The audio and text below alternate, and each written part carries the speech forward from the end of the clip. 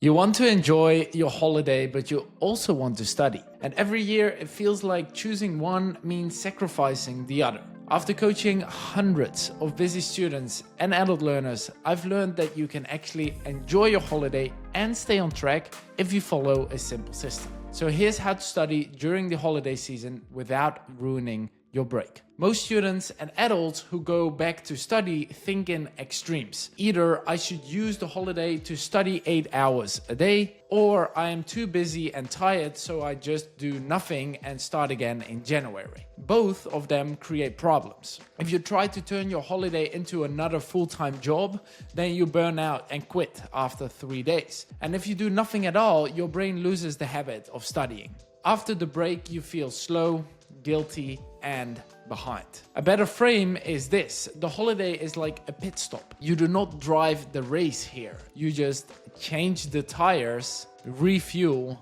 you check the engine.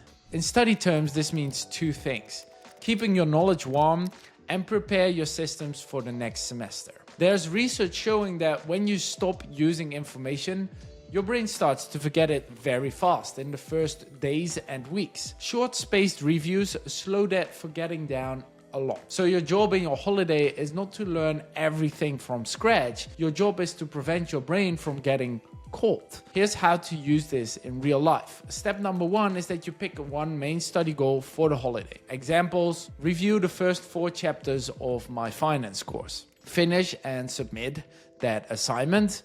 Or build your flashcard deck for the next module already. And step number 2 is decide your holiday study dose. This is the minimum amount of study that keeps you moving. For most working adults, a good target is 3 study days per week, 45 to 60 minutes each study day, and that is up to 3 to 4 hours per week. And this is realistic next to work, travel, kids, and a bunch of dinners, and it's enough to keep your brain switched on. Step number 3 is that you want to write this down in one clear sentence. So grab pen and paper and write down: during the holiday, I will study 3 times per week for 45 minutes to review chapters 1 to 4 of my finance course. And again, this is your pit stop plan. You are not trying to be a hero. You are protecting yourself in January. Another belief that many people have is, if I do not have a full free afternoon, it's not worth starting. So they wait for the perfect day. And the perfect day just never comes. Here's the reality: most serious students with a job or demanding schedule pass their exams with a lot of small sessions, not a few big marathons. So short focused blocks work because your brain can stay sharp. You can fit them around your work and family, and it's easier to start something that is only 25 minutes. And you can use a very simple method, which is the 25-minute holiday block, aka the Pomodoro method. Pick one small task, for example, review pages 10 to 20, do 5 practice questions, update my notes for one topic. You set a 25-minute timer, phone on airplane mode, notifications off, and everything else can wait for the next 25 minutes. And you work until the timer goes off. No multitasking, no scrolling. Then you take a 5-minute break, you stretch, you drink some water, you walk around. And 2 of these blocks is less than 1 hour. 3 of these blocks is about 90 minutes. And most working students can fit 2 of those blocks in per day. Before work, after work, or while kids nap in the afternoon. Attach your blocks to things that you already do. For example, after morning coffee, 1 25-minute block. After lunch on days off, 1 25-minute block. Before Netflix at night, 1 25-minute block. You're not trying to change your entire life in the holiday season. You're just adding small focused blocks around habits that you already have. So here's my question for you. If you look at your week, where can you place 3 45 to 60-minute study windows during your holiday week? I'm pretty sure that you can fit them in. Here's an important thing to know. Most students do not fail because a lack of time. They fail because of constant guilt during the holiday season. And when they rest, they think, I should be studying. And when they study, they think, I should be with my friends and family. And this mental tug of war is super exhausting. So during the holiday, you can create a simple rule. green time and red time. Green time means focused study time. Red time is completely off. No guilt, no study. And here's how to set it up. You open your calendar for the holiday weeks and you first block all the red time. The family dinners, the travel days, Christmas Eve, New Year's Eve, anything that is important, events at work maybe, and then you block your green time. 3 to 4 short study slots per week, and if you want to do more, feel free to do more. Same days and same times if possible. Now you can tell yourself, if it's green, I study, and if it's red, I rest and enjoy. And when you're at a family dinner, you do not think about your textbook because you already have a green slot tomorrow morning. When you are in a green slot, you do not feel guilty because you already planned red time with your people. For many of the students that I coach, one simple conversation makes a huge difference. Hey, during the holiday, I want to keep up with my course so I do not drown afterwards. I will study these 3 mornings for about an hour.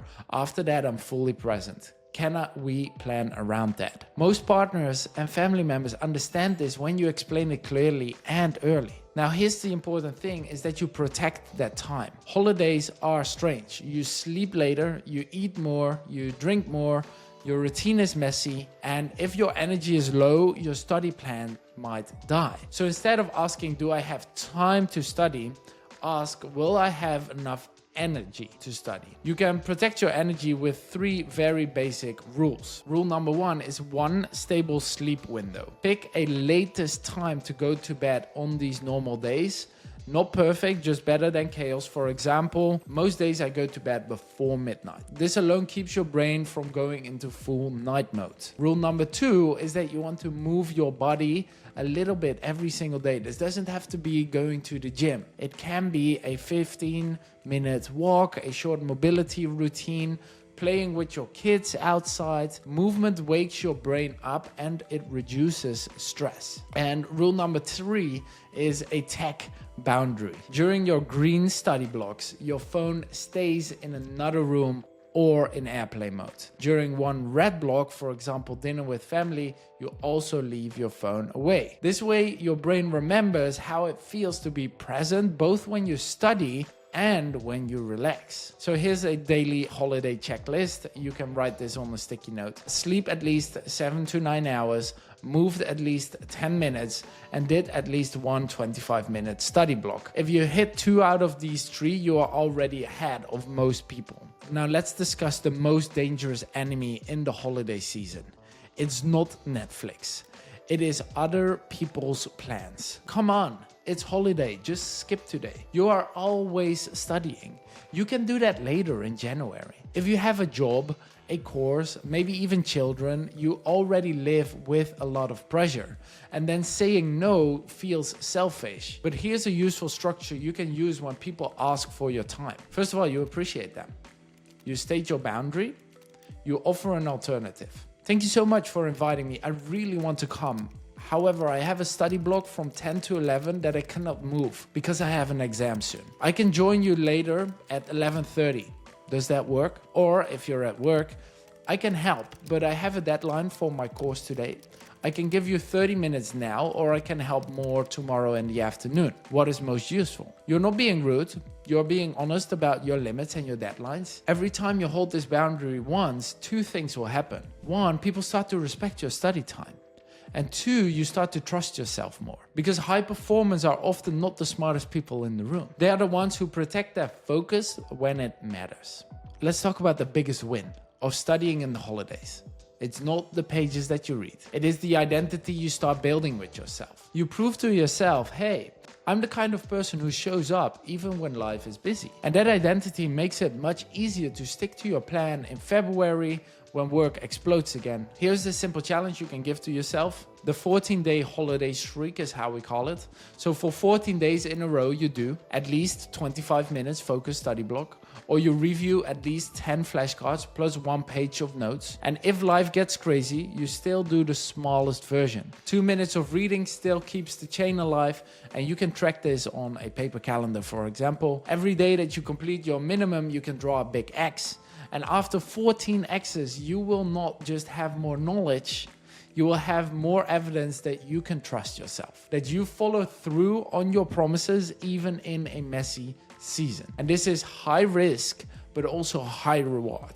High risk because your brain will give you 100 excuses, but high reward because if you pull this off, your confidence after the holiday will feel very different from every other year where you stopped completely. So there's one final mindset that ties this all together. Holiday success is not studying every day, never resting, or turning the holiday into a punishment. Holiday success is doing a little bit on purpose most days while still living your life. Real rest is not 6 hours of random scrolling.